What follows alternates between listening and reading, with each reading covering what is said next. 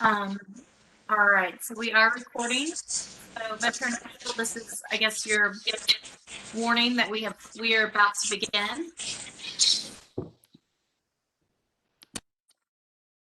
All right, so welcome to this community meeting. I'm Councilwoman Kathleen Murphy.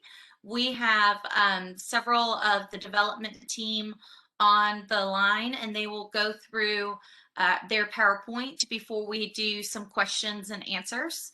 And so the way we're going to do questions is if you will enter them in, you should be able to see a chat box at the bottom right-hand corner of your screen if you're on the WebEx meeting platform. And so we'll get to that in a little bit. Just wanted to go ahead and give you kind of the posture of this project. It has been submitted to the Nashville Planning Commission. So that right now that meeting is scheduled for the end of May.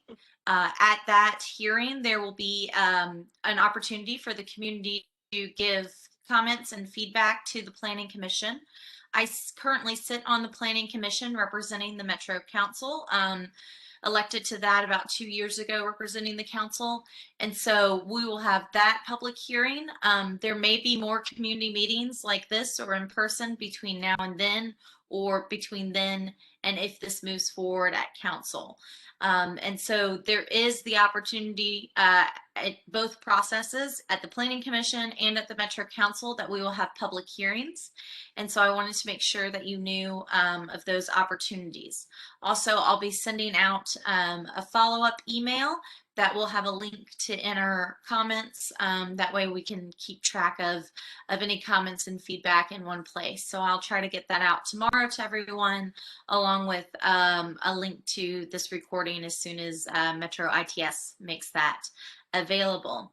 And so with that, I'm going to turn it over to the development team to go ahead and present their project to us, and then we can get started with our discussion tonight. So I'm not sure who on the development team is going first. If they want to raise their hand so I can unmute There we you. go. There we go. Yep. There we go. I for some reason it keeps muting me, so I apologize. This is Chris Pascarella with Pearl Street Partners. Councilman Murphy, thank you. And thank you for facilitating this meeting and for your input into this project. If I may, I'd like to introduce myself very quickly. Again, my name is Chris Pascarella. I'm with Pearl Street Partners. I'm one of the team that is speaking with you tonight that we hope will bring this community to Lions Head Village. I want to thank each of you who live and work in the community for your interest in this project and for your questions and valuable feedback. I apologize if I glance down. In the interest of making sure that I don't run long, I've noted my remarks on paper, so I apologize for not looking at the camera the whole time. We look forward to addressing your comments and questions in detail tonight and going forward. Our team is made up of several longstanding Nashvillians who are committed to the community and have frequented Lions Head Village for many years. They're very much stakeholders in the community and really care about the area. We understand and appreciate the significance of Lions Head Village in the community, both historically and its potential for the future. We're extremely excited about the proposal that we're bringing before you and are eager to share it with you and invite you into the process. Collaboration with community stakeholders is critically important in everything we do, and we're here tonight in the spirit of that and hope that tonight brings an open dialogue going forward. Next slide, please. One of the critical stakeholders on our team is Crescent Communities, and Crescent is, we have had the good fortune over the last 7 years to have worked as partners with Crescent here in Nashville as their local development partner. They are a nationally recognized leader, real estate investor, developer, and operator of mixed-use communities over 14 markets in the United States. And over the last 15 years, they've completed or have under construction 53 different communities, totaling about $4 billion in value. As large as they are, though, I would say that their culture is amazing. Their focus, along with ours, has always been to create a high level of vision for every community. Every community is customized to the location, to the community, and to the residents that we ultimately hope to call our community home. And so it's been a real pleasure working with them. I think when you see the following slide, you'll hopefully agree with me that our communities are quite distinctive and differentiated. Next slide, please. This slide, if you'll look at the map at the center of this slide, you'll see in red the locations of the 7 communities that we've developed collaboratively over the last 7 years. Most of those have been in Davidson County, either downtown or along the west corridor of Nashville. In fact, our 4 most recent communities are all in Davidson County in that area. What you see surrounding our images of novel West Nashville, novel Edge Hill, novel Bellevue Place, and novel Harpeth Heights. And I want to mention specifically novel Bellevue Place and novel Edge Hill. These were 2 projects that involved a great deal of community involvement and participation in the design and programming, and ultimately the completion of our vision for these 2 communities. Novel Bellevue Place is part of the redevelopment of the Bellevue Mall, which I know we all know struggled for many years, but today is a vibrant mixed-use project, and we're very proud to be part of that. We take, as you also know, that each one of these images has a very distinctive and different look. And again, that is very deliberate and is the result of our early visioning process that we go through at every community, and our desire to incorporate the community's feedback into that programming and that design. Next slide, please. I want to make sure that everyone is clear on the location of our proposed project. Lions Head Village, as most of you know, or all of you know, is located along White Ridge Road, and the specific site is actually the Steinmart store that is located toward the back of the Lions Head Village Center. Unfortunately, in 2020, Steinmart declared bankruptcy and closed all of their retail locations across the country, this being one of them. And we have a relationship with the retail center owner, Stockbridge, which is a private equity group that purchased Lions Head Village about 18 months ago. And when the store closed, we immediately reached out to them and suggested the idea of that we could create an even more exciting environment here by adding a residential component that would be integrated into the Lions Head Village Retail Center. They immediately indicated their optimism and interest in that, and we've been working collaboratively with them ever since. That started the process, and that is what led us to where we are today talking with you.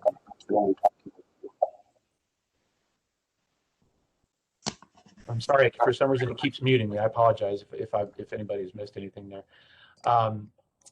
Next slide, please. The slide you see now is our current architectural rendering of the front of the building. As you'll learn here in a few slides, the building is a combination of 5 and 7 stories. This is the elevation that one would see coming into Lions Head Village, and really is the result of a lot of investigation into the architectural styles of all of the surrounding neighborhoods around Lions Head Village. It illustrates our current perspective of the architecture, and the goal was to capture and reflect those architectural styles of those surrounding neighborhoods. We've always found that more traditional architectural styles, like those found in the surrounding neighborhoods of Sylvan Park and Belmead and Hillwood and Charlotte Park, often create a more timeless and enduring architectural style that can't be date stamped over time. And that's really what our goal is every time we enter into a new community. And we'll be happy to talk more about that during the Q&A. But with that, I'd like to introduce to you another member of our team, a gentleman by the name of Henry Menge with 5th Gen Properties. He's been working with a lot of the neighborhood folks that we've been talking to over the last several months. So I'll turn the presentation over to Henry. Thank you. Sure. Thank you, Chris. And I'd like to also offer my thanks to you, Councilmember Murphy, and to all of those who've logged in this evening for the presentation. To reiterate what Chris has said, our goal for the project is to create a high-quality mixed-use community designed to enhance Lionshead Village and by bringing high-quality residential options that deepen the sense of the neighborhood. The project is intended to attract residents who will embrace Lionshead and the surrounding area. As Chris mentioned, it sits at the nexus of long-standing Nashville neighborhoods such as Whitebridge, Hillwood, Sylvan Park, Green Hills, and Belmead. We're adding this high-quality residential project to the community in a manner that we feel respects and reflects the existing area surrounding Lionshead. Importantly, we are working to promote additional pedestrian activity by creating an attractive and walkable corridor with expanded access to the Richland Creek Greenway. Next slide, please. Some specifics on the project itself. As Chris mentioned, this is sitting in to the rear of the Lionshead Retail Village on the site of the old Steinmart store. It's approximately 4 acres, and our development pad includes the footprint of the old Steinmart building, as well as the parking lot to the rear of Steinmart and wrapping around a little bit behind Trader Joe's, including a bit of the parking lot in front of Steinmart as well. The community will consist of 285 residential units. These will be for rent. The mix will include studio apartments and 1- and 2-bedroom flats. Parking for the community will be contained in a structure that is inside the apartment building itself. This will include a total of 437 parking spaces, 56 of which will be available for use by visitors, retail patrons, and visitors to the Greenway. These will be offered free of charge to all of those constituencies and will be available for community access.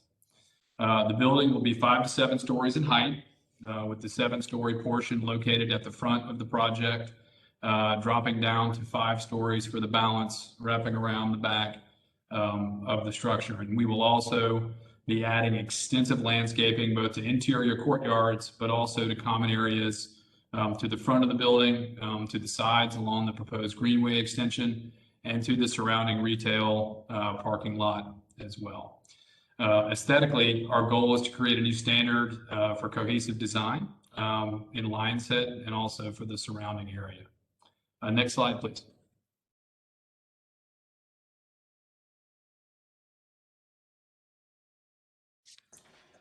We anticipate residents of Novel Lionshead to be somewhat older and more established than what some may expect in a similar residential apartment community. Residents may be in their 30s and 40s and focused on their careers or starting a family.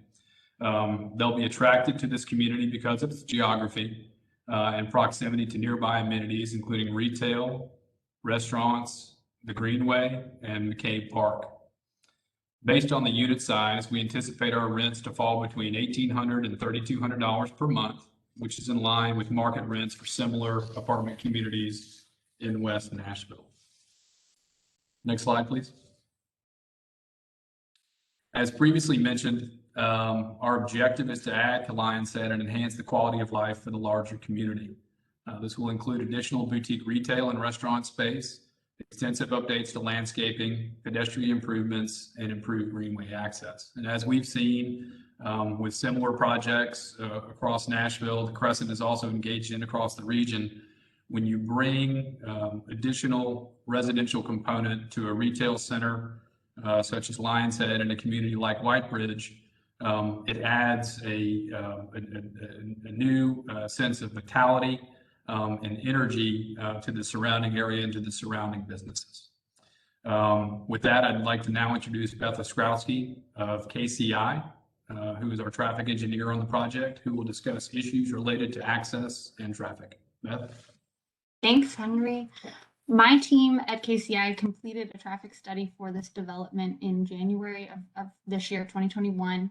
The study was scoped with Public Works, as is typical, and during the scoping, we agreed on any of the study assumptions. For example, data collection during COVID. For this project specifically, we use new traffic counts from early November 2020 when Metro schools were still in session, and also had a count from 2019 that we were able to compare and grow our 2020 count to reflect non-COVID times. A really good traffic program can improve traffic flow even with new development. We recognize that there are some traffic deficits along this section of White Bridge Road, and this project has the opportunity to make some adjustments and improvements. The project will add approximately 2% more daily traffic to White Bridge Road, or the equivalent of one new car every cycle of the traffic light on average. We'll mitigate the change in traffic with the recommendations illustrated on your screen right now. The development will be installing a new traffic signal along White Bridge Road at the main commercial driveway between Daltz and Panera. Our analysis shows that this signal will function well in coordination with the adjacent signals with coordinated traffic signal timings. Ultimately, the signal will need to get approved by the Metro Traffic and Parking Commission, and we feel confident we'll gain this approval. The development will also be installing upgrades to the transit stops at Post Road on White Bridge. A far shorter time than ships Couple have been people in. unmuted, if you don't mind muting. Pardon me. We'll be installing transit stops, if you didn't hear me, on White Bridge at Post Road. The transit stops are there today. We'll be upgrading them. We'll be adding a shelter for the westbound transit stop and making some improvements to the eastbound transit stop. In addition, we'll be making improvements to the pedestrian crossings at that intersection. Further, the development will provide a sidewalk connection as illustrated by the pink line from the extended greenway to White Bridge Road. With these improvements, we anticipate improved walkability and access throughout the Lions Head area. With that, I'll kick it to Parker Hawkins with our landscape architecture team to discuss the greenway. Parker? Great. Thank you so much, Beth.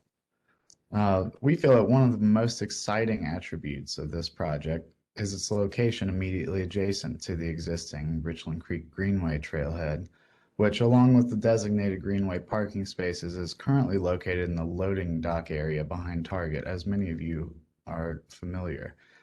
We believe that this project enhances the benefit of the Richland Creek Greenway to the community by adding immediately proximate residents at this trailhead and by extending the Greenway with a 12-foot width for a total of 480 feet to a new trailhead plaza and wayfinding signage at the front of the development.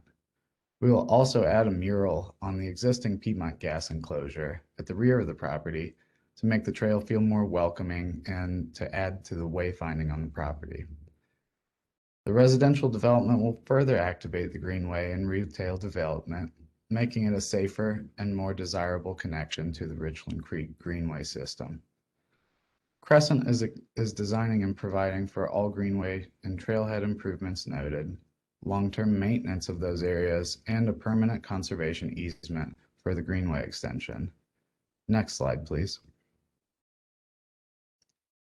Though this project only seeks to develop the Steinmart portion of the overall parcel, the owner recognizes the need for more meaningful pedestrian connectivity in the area.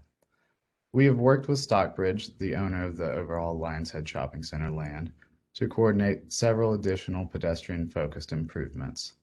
And those include, as Beth just mentioned, the new traffic light at the shopping center entrance and the other pedestrian and transit improvements along White Bridge Road, safe pedestrian access by adding over 800 linear feet of new sidewalk and tree planting within the Stockbridge site from the novel development all the way up to White Bridge Road. We've also indicated a safe route for the Music City Bikeway through the entire site from the intersection at Post Place to the new Trailhead Plaza, which is indicated here, if you can see in that site plan, by the blue dashed line. And we will continue to evaluate options related to this. Next slide, please. Related to stormwater on site, the existing site was developed in the late 1970s as approximately 95% impervious. It does not currently have any water quality facilities. So we're adding additional green impervious areas in all of the courtyards and along the new Greenway extension, bringing the overall impervious surfaces down to about 80%. We will also be meeting all of Metro Stormwater's low-impact development requirements with this project. We're excited for this development to provide better access to the community to safely experience Richland Creek Greenway for their health and wellness as we help connect places where people live, work, shop, go to school, and recreate. And with that, I'd like to turn it back over to Chris Pascarella. Chris? Thank you, Parker, and thank you everybody on the team for your part in this. At this time, that concludes our presentation. We greatly appreciate your patience and attention, and we are prepared to, I'm sorry. Also, I think we've got some prepared questions that we might, that were sent in to you, Councilmember Murphy. If you'd like us to go through those, we're happy to, or we can open it up for questions, whichever you'd like. But thank you for the opportunity to let us present. Sure. Thank you for that presentation. I think let's, if you could quickly run through the questions that were pre-submitted that you have answers to, and then I've got a few that have kind of come up in the comment box that I'd like you to touch on, and then we can it up to some other questions. So if you'll go ahead and address the ones that were submitted through from the community through my survey form, that would be great to start with. Absolutely. And what I'll be doing is I'll be tapping one or more of our team members, depending on the question, to answer it. So this first question, probably John Gore with Barge Cawthon would be best to address this, possibly Beth Strosky as well, but I'll start with John. Sure, thanks, Chris. This was a question concerning the parking and how the parking was going to work between the different parcels on the development. Just to be clear, because there's a lot going on this property, there's also 4 separate parcels that are not owned by the same ownership group that are not included in these counts. So just so everybody's clear on that, the Daltz, the site that had Wendy's, the site that has Chipotle and Panera, and the site that has a sushi train, they provide their own parking. And although there's probably a little bit of sharing day in, day out, there's not a formal parking agreement between the 5 parcels. So when we looked at the parking on this new parcel for the development, we focused on making sure that there was enough parking for the new residents, but also for the existing commercial uses that were there. So to kind of run through the summary of that, right now, the site that you see out there with the empty building has 491 surface parking spaces. The proposed development would include 381, as Henry mentioned earlier, 381 structured parking spaces that are dedicated to the residents. And it would also include 56 structured parking spaces for the residents and also for users of the commercial buildings and some of the employees that work in the commercial sector. And then last, we've got 276 surface parking spaces. So we're actually increasing the parking spaces while still providing some additional structured spaces to make sure that the parking demand is met for both the residents and also the users of the commercial businesses. Okay, thank you, John. Can we see the next question, please? Okay, and this one primarily deals with cyclists and the Greenway. Parker, I think I'll tap you for this if you don't mind.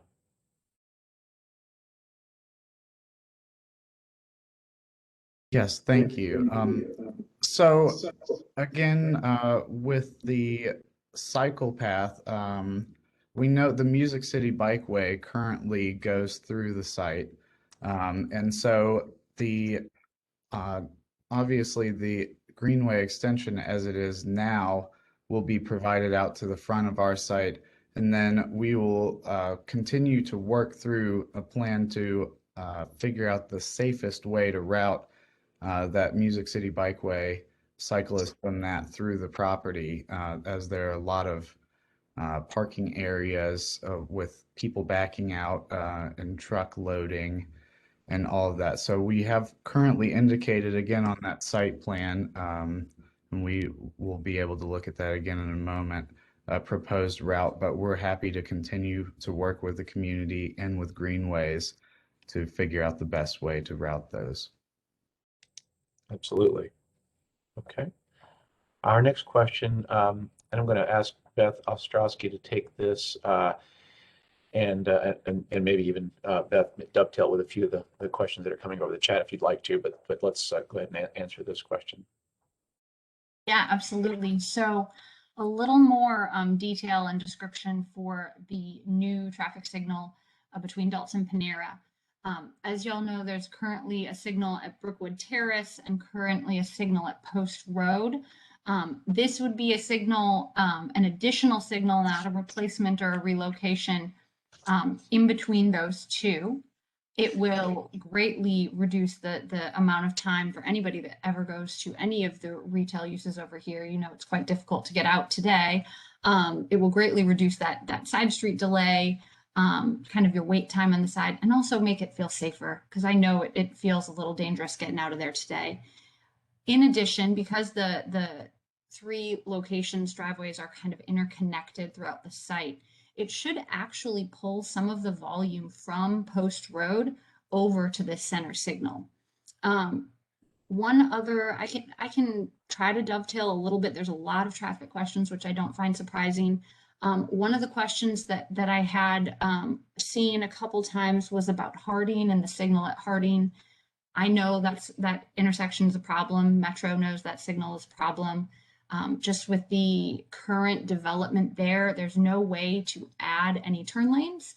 And it's just really a pinch point for the network that at some point when there's development on one of those corners, I anticipate there'll be some additional turn lanes. I can answer more questions on traffic later. I'm sure there'll be more. Sure, thank you. That'd be great. Thank you, Beth. I'll take number 4.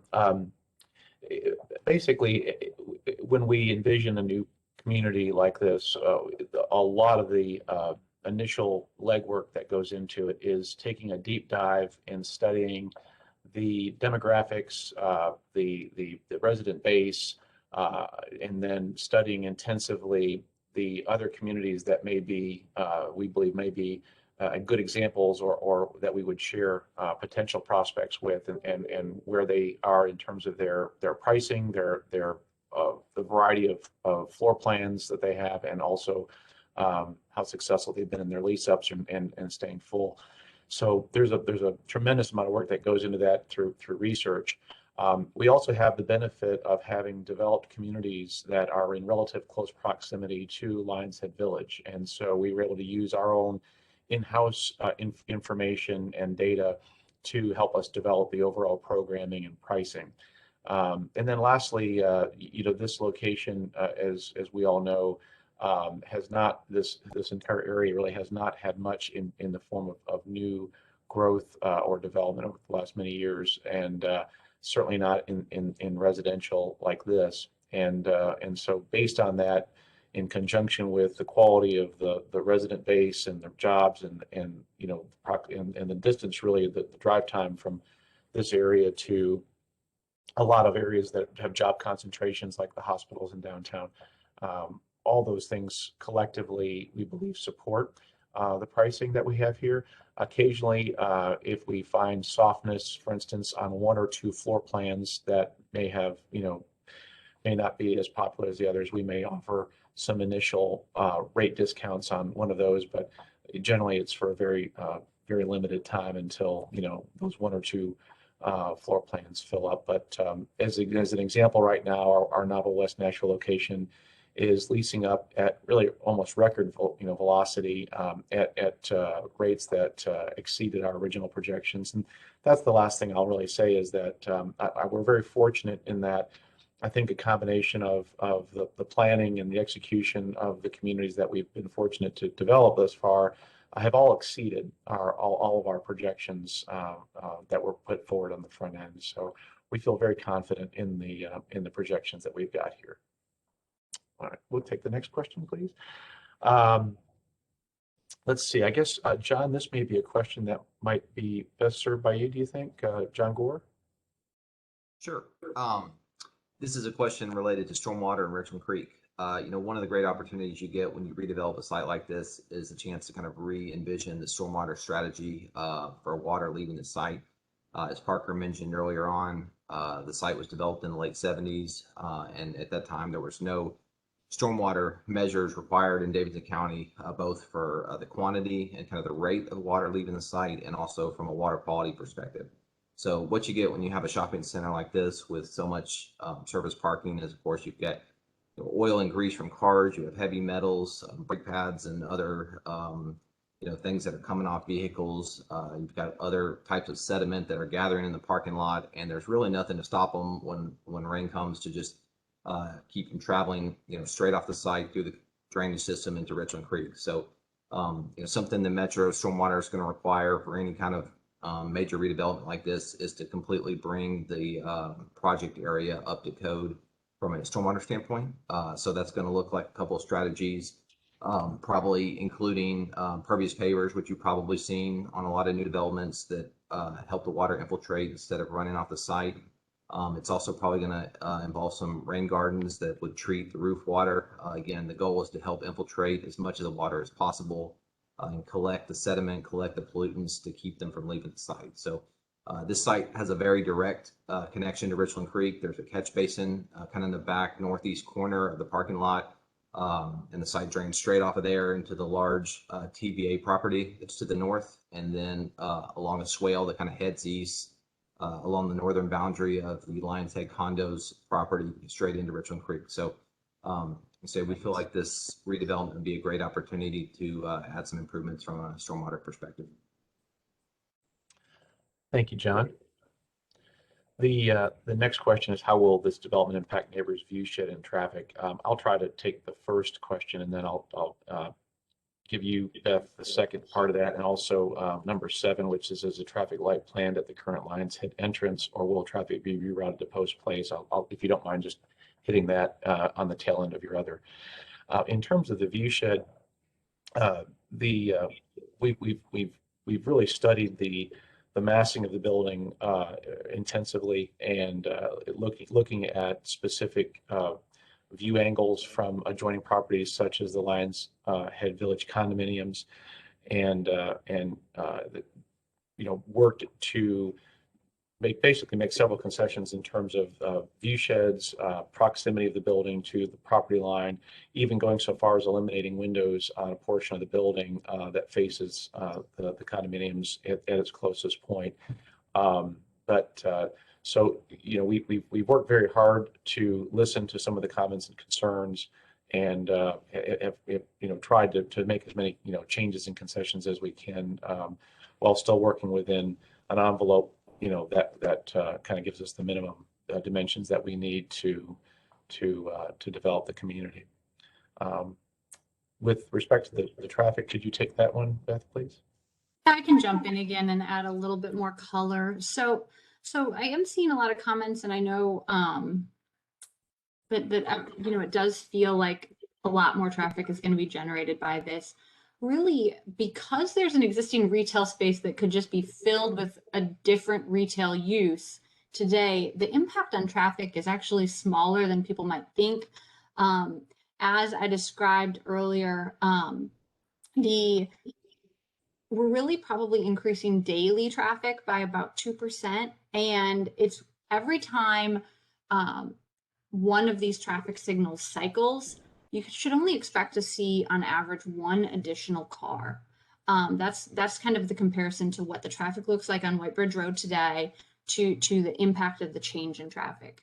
The other thing that I think is important to note is that multifamily housing, or just residential housing in general, moves differently compared to retail traffic. So retail traffic comes in giant pushes separately, and is condensed to a certain point of the day. When you incorporate retail with the residential, you actually get your ins and your outs kind of happening at different times of day that will spread out the moments of congestion.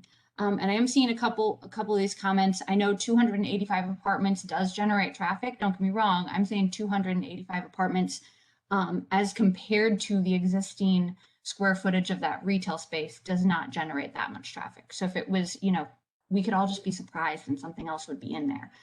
So that's what I'm comparing it to. Beth, this is Council Lady Murphy. Instead of continuing to tell us 1 car per light cycle, Could you maybe explain that in some less engineering terms and a little more of what I might understand? What does that mean?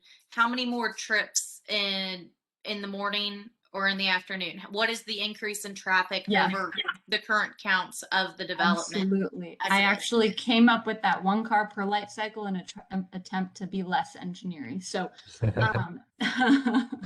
the numbers that we're looking at is an increase of really 700 cars per day. And the 2% comes from White Bridge carries roughly 31,000 cars per day. So I know 700 can feel like a big number, but compared to the 31,000 is the comparison there. In terms, Kathleen, for your specific AM and PM, your AM trips generated, this is just straight for the development, not compared to the old Steinmart. It's 107 AM trips and 167 PM trips.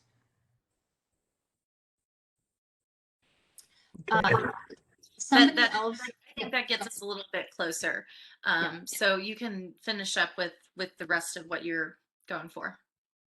Yeah, and so the other question that I'm kind of seeing on here that I think is worth sharing is that the signal doesn't add capacity to the road. And the signal is closer than a lot of other signals in Metro. However, the location of this driveway and where the new signal would be is almost exactly spaced between the 2 existing signals, which sets it up to have good signal progression.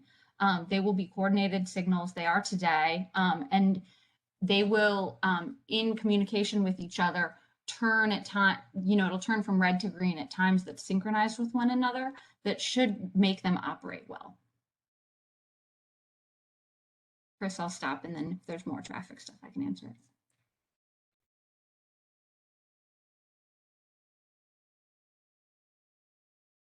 You're muted, Chris. I don't know why it keeps doing that to me. I apologize. What will be the impact of the existing sewer system, both for indoor plumbing as well as runoff, and what plans are there to upgrade? John, I think this is another question that you can address, please. Sure. We talked a little bit before about the stormwater and the runoff, so kind of switching over to the water and sewer systems. The site is served with public infrastructure kind of immediately adjacent to the building. There's a sanitary sewer line that starts kind of right where the Steinmart is and runs kind of southeast. There's an existing water line that's actually a loop that runs around kind of the back of Target and then in front of the site. As part of the planning, review, and approval for this project, we have to submit what's called a water sewer capacity study to Metro Water Services. So that was done on the front end, and that's the step where they confirm that the project will not overload the sanitary sewer or the water system, and that the overall system has capacity to absorb it. The other thing that they do on a project or redevelopment like this is there's new water and sewer capacity fees that Metro Water Services will collect from the development to help just kind of system upgrades and improvements like that. And it's, I believe, over $700,000 for a project like that. So it's not an insignificant amount of money that this project would contribute to the system improvements. If there's any other more specific questions on the water and sewer, if you put them in the chat, I'll be glad to address them. Thank you, John. And Councilmember Murphy, that concludes, I believe, the questions that were posted previous to the meeting that we had prepared answers for. We're happy to, kind of take it from here however you'd like. Great, thank you. Let's touch on a few quick questions, and then we can start trying to address some more that are in the chat. I imagine that from the amount of questions I'm seeing about traffic, we will need to have another community meeting more specific on traffic. And I would like y'all to send me a summary of your traffic study, including when you collected the data and all of that, so I can share that and link that into one of my emails. So I want y'all to touch on the square footage of the retail space. In the handout that you gave me that answered some preliminary questions that I sent out, y'all's handout in my email, it basically it kind of insinuated that you would only have one retail space in this, and in my opinion, one retail space does not make a mixed use development necessarily. So how much square footage are you talking about being dedicated to retail, and how many tenants or vendors do you expect to be in that? Well, thank you for that question. Currently, our entitlement application requests approval for 6,000 square feet of retail. And we believe that it's an appropriate amount given the limited, really the limited window that we have along the, what we'll sort of call the cross street connecting between Trader Joe's and Target, because also part of that, that store frontage, if you will provide, that would just be truly, retail at 6,000 feet, whether it be a restaurant or a boutique or some combination of all that. In addition to that, our business office and leasing center would also be along that frontage, which would also be a commercial and business use. That would be, more than likely another 3,000 to 4,000 square feet as well. So while that is not necessarily a public retail, well, it is public. That's not a retail in the shape of an entertainment use, it is a commercial use. So I would say when you're combining all of that, Councilmember Murphy, that we're probably looking at somewhere in the midst of 8,000 to 10,000 square feet along that ground floor. When we say that we, to your comment about mixed use too, one of the reasons that we are attracted to, coming into locations like this is because of the existing retail and restaurant uses that we feel like the residential really adds value to or complements. So we really consider sort of the overall center to be part of that mixed use setting. All right, thank you. Can y'all put back up the site plan so we can see Yes, that ma'am. rather than whatever slide is on there now? Yes, ma'am.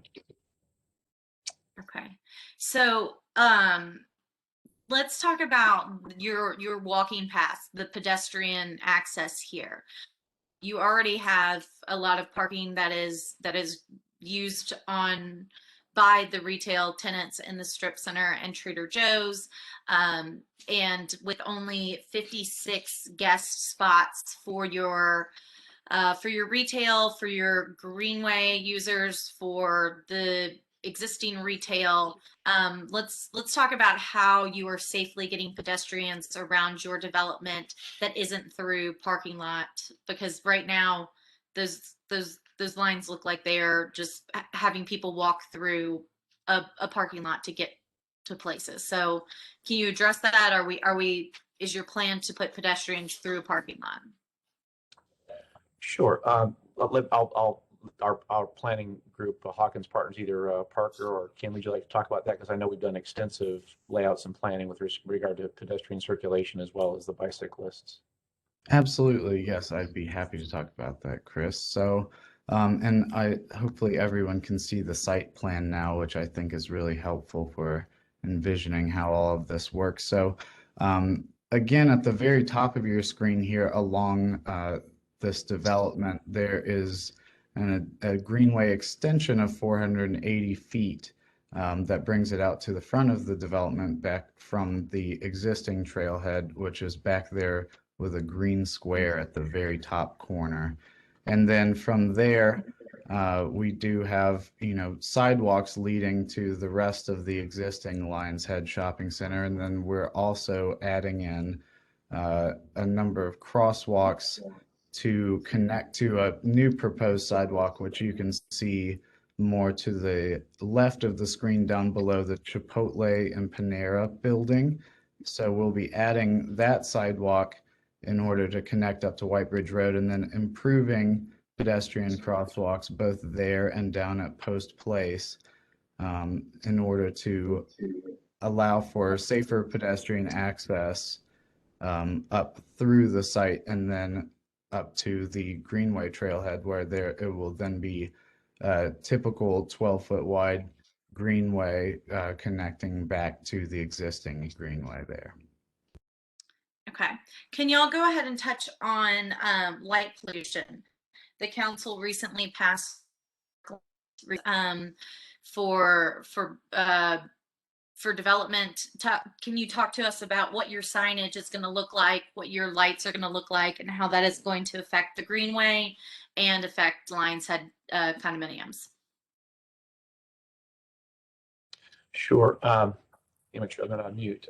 And if anybody on the team would like to jump on that one, I know that's not something we've talked about intensively, and it's a great question. And part of the answer may be, council member, that we get back to you with more specifics on the details from our engineers. But all of our current lighting, one of the things that, let me step back one more. All of our communities meet the National Association of Home Builders sustainability standards for bronze level building. And what that really means is that a number of the design and engineering components of our buildings are intended to reduce the impact on the environment, whether that's energy efficient appliances, HVAC equipment, the TPO, the color of the TPO roofing, and the materials that go into the building itself. All of our lighting is LED, so it minimizes energy usage, and what we also have done is we always do select lighting that is designed to minimize the light spread horizontally or certainly vertically, and only focus it downward. The area of this project really that would have any exterior lights of notice would be the parking garage and top parking level deck, which would have just a few light standards. And again, those would be designed to direct light down and not out. We've also gotten away from having coach lights on balconies, and that has significantly reduced the amount of light that sort of spreads out from the building. But with that being said, I would welcome your input or suggestions, and we can certainly investigate that more and investigate some of the Metro initiatives in that regard, and see how we can incorporate that into the design of the project. So while we're looking at this view of the site, because I don't think with elevations or side elevations, talk to us about where y'all have 7 stories planned and how that transitions and steps back. Where on this site plan is that taking place? Sure. So, and I don't believe we actually have all 4 sides of the building modeled, but I don't know as if we have that loaded up into this presentation. So the 7-story element of the building will be primarily, or actually solely, on the front elevation of the building that faces the parking lot and sushi train. And then directly behind that, the building steps down to 5 stories. So basically, on both sides of the building, starting at those courtyards adjacent to the target, all the way to the back of the property, the building is only 5 stories tall. And then the parking garage is generally 5 to 6 stories tall, depending on where you are in the parking deck. Okay. And where I'm seeing some questions asking about where you would enter the parking garage. Yes, ma'am. So if we could go back to, thank you for showing that gives a decent image of the 7 stories in the front, stepping down to the 5 behind. If we can go back to the site plan that was just done. So the entrance, if you'll see, is there's a driveway coming off of the cross street that parallels our property and separates us from Sushi Train. There's a driveway that leads off of that cross street that enters that goes under the building and goes through the building, excuse me, and enters the parking garage. That would be the primary entrance for both residents and guests to enter the garage. Okay, primary entrance being the only entrance. There would not be one in between Trader Joe's and your development. Is that true? I believe there is, and Brian Frazier, architect, I believe is on the call tonight. I'm not sure if he's muted or not, but I believe we do have a secondary entrance that would come into that alleyway. It would be primarily for residents. We wouldn't necessarily encourage visitors or prospects to come down that alley. So our primary entrance into the garage would be off that road. And the blue square that looks to be on the parking garage, is that a pool amenity area, or is that parking garage with just a blue square on it? Nope. Thank you for that question. So on top of the parking garage toward the very front of the building, we are planning a deck top or rooftop amenity area. So this would have a pool and some, some seating areas around it. Set very far forward. It would be blocked really from view because of the Trader Joe's. But yes, that is Could anticipated you to be explain that a little bit more? How tall is the Trader Joe's and how is that going to block a 7-story deck? Well, I think it's really more in terms of the view shed. So absolutely, the Trader Joe's is not as tall as the parking garage, but we've looked at several angles and views from places like Lions Head Village, and we believe that given where the pool is, and we could provide that angle and that view for you. But we believe that the views, from any adjacent residential areas would not necessarily see the pool area on top because of where it's positioned, because of the view angle from the ground level. Okay, I think for when we have another community meeting before the Planning Commission, we're going to need to see those elevations and projected views from different sites, such as the Lions Head condominiums, from the parking lot, so on and so forth.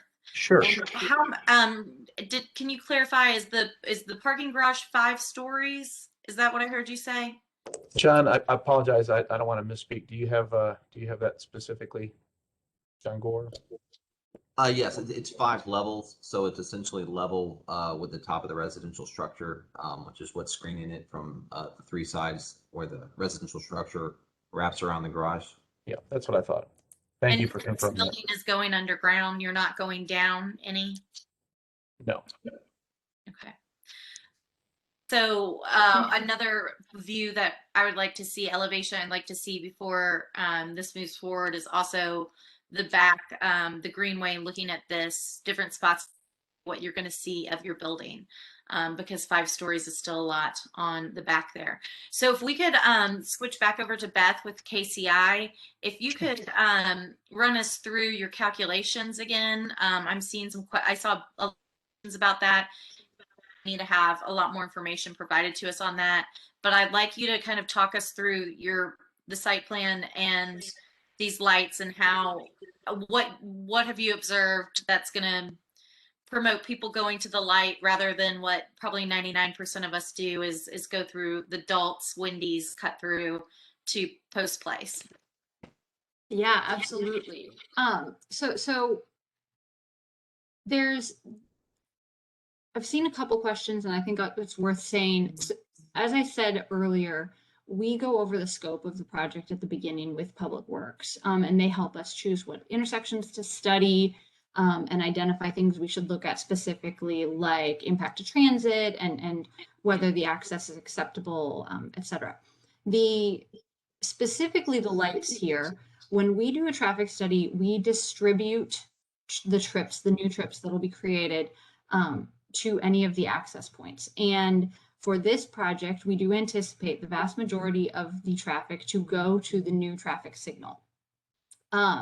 We try to be conservative in sending, I wouldn't send everyone to our new traffic signal in my assumptions, because somebody's going to wave their hand and say, no, somebody's going to the target signal, or somebody's going to Post. So for this study, we sent 15% of people to Post, 15% of people to Brookwood Terrace, and 70% of people to the new traffic signal.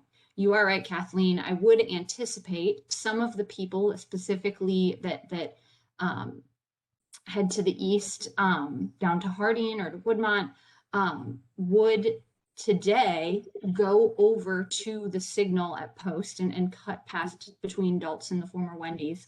And now they will be able to turn out at this signal, so they shouldn't go over to that new signal.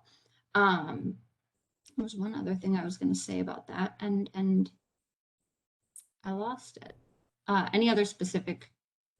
Does that? And so, why did y'all not look at the Harding, Woodmont, White Bridge intersection? Could you clarify? We did. Oh yeah, that analysis, that intersection is included in my traffic study. We do not have any recommendations for improvements at that intersection, specifically because that intersection is maxed out today with what can fit and what improvements can be made within the current right-of-way. So that was an intersection included in our study.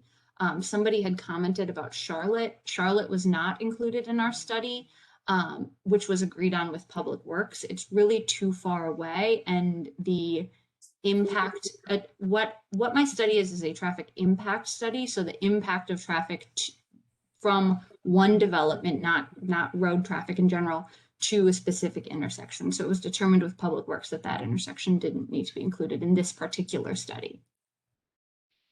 Okay, so we are at 6:56. I've tried to keep track and the chat and get some of those added or asked through here.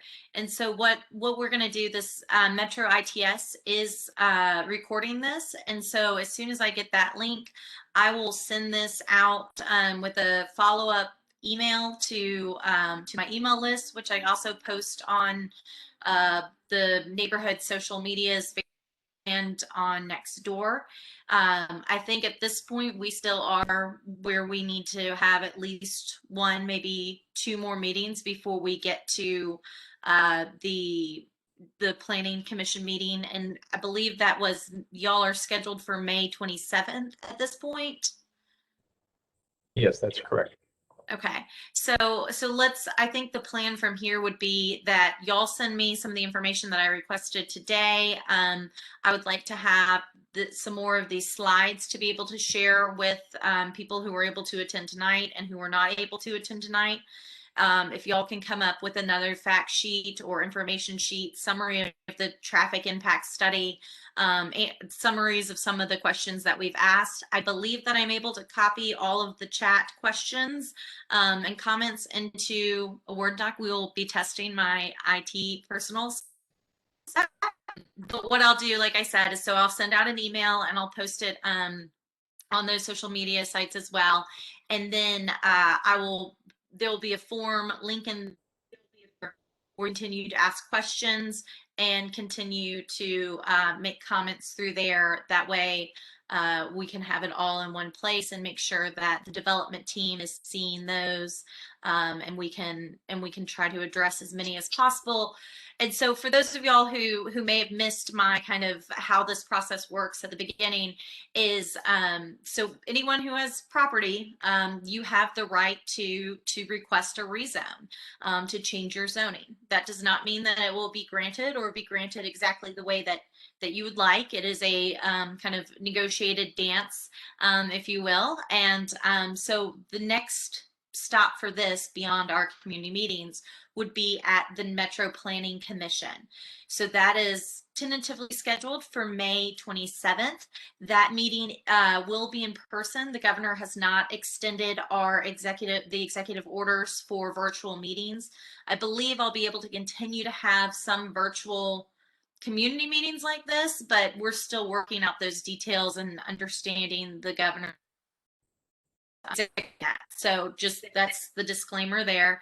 But so the Planning Commission will be in person, and then so there is a public hearing there, and then if it is approved at the Planning Commission, where I do sit on the Planning Commission currently, representing the Metro Council. I was elected to that by my peers, for better or worse sometimes.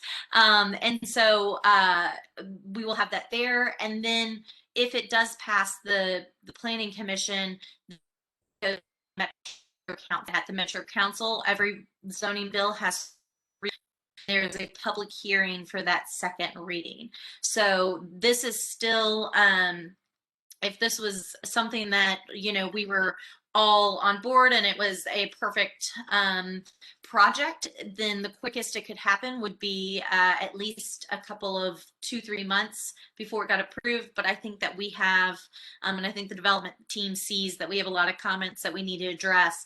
And so this won't be, I cannot go down and apply for permits right now. This still has a public process to go to or go through that y'all will be represented in.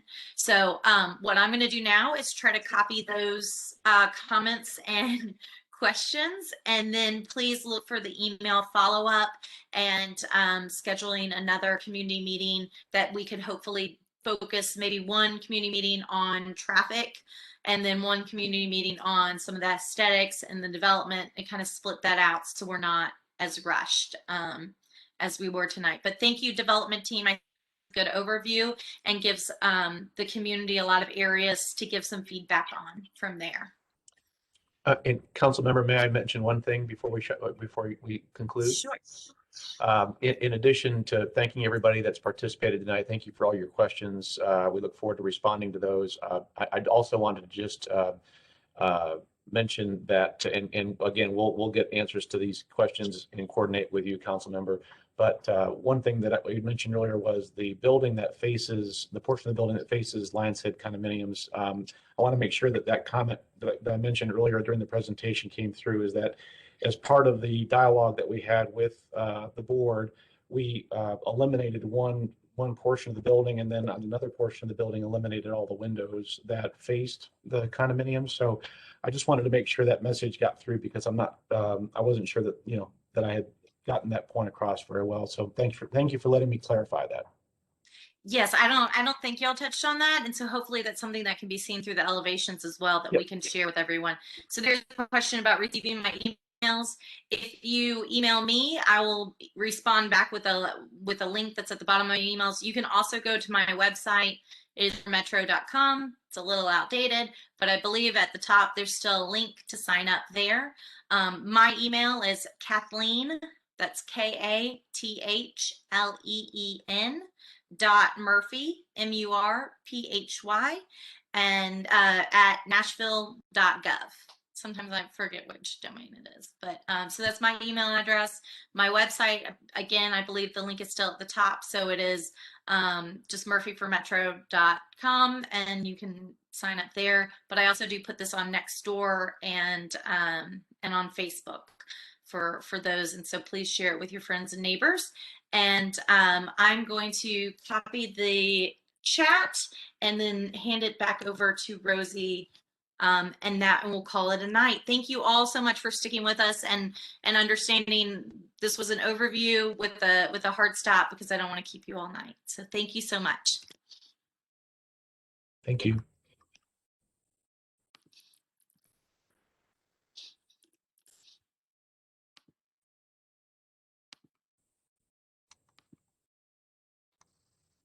Okay, Rosie, I think I've made you a presenter.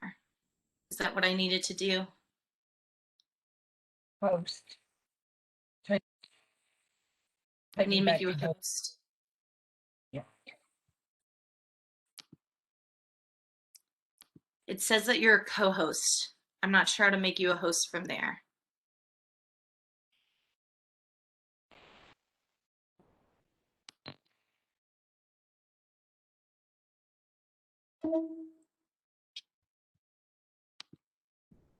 Change the role to Okay, where is change the role? right click.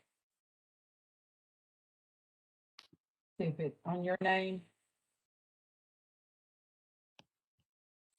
or on my name. You got do it on my name. It doesn't say, it doesn't say change the role when I click on you.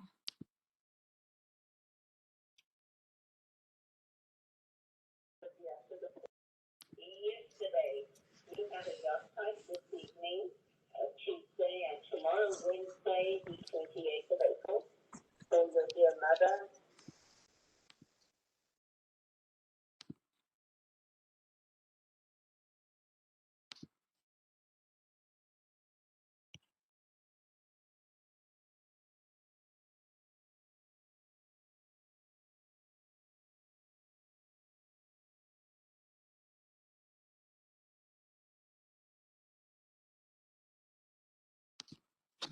I don't know, Rosie, what else do I need to do here, or can I just cancel in the meeting?